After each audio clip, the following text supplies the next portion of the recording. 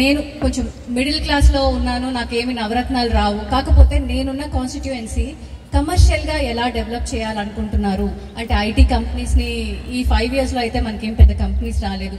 ఇండస్ట్రియల్గా ఎలా డెవలప్ చేద్దాం అనుకుంటున్నారు, ఏమైనా మ్యానుఫ్యాక్చరింగ్ యూనిట్స్ వస్తున్నాయా, ఇక్కడ జాబ్ కల్పిస్తున్నారా, ఎక్కడో ఉన్న మా లాంటి వాళ్ళు.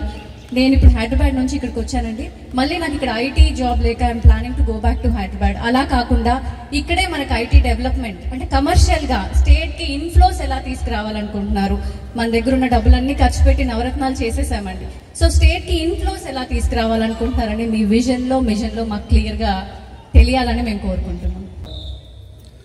ఇక్కడ ఏవైతే వచ్చి ఉన్నాయో, ఇది మీరు ఐటీ అన్నారు చూసారా, అంతకు మించి రావమ్మా. వస్తాయి అని అంటే అది అబద్ధమే, ఎవరు చెప్పినా కూడా.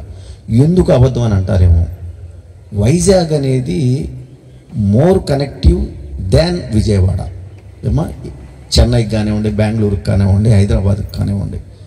రెండవది అసలు వెల్ ఎస్టాబ్లిష్డ్ హైదరాబాద్కు వచ్చినంత ఈ ఐటీ పరిశ్రమ ఈవెన్ బెంగళూరు కూడా ఇబ్బంది పడతా ఉంది ఈ రోజున.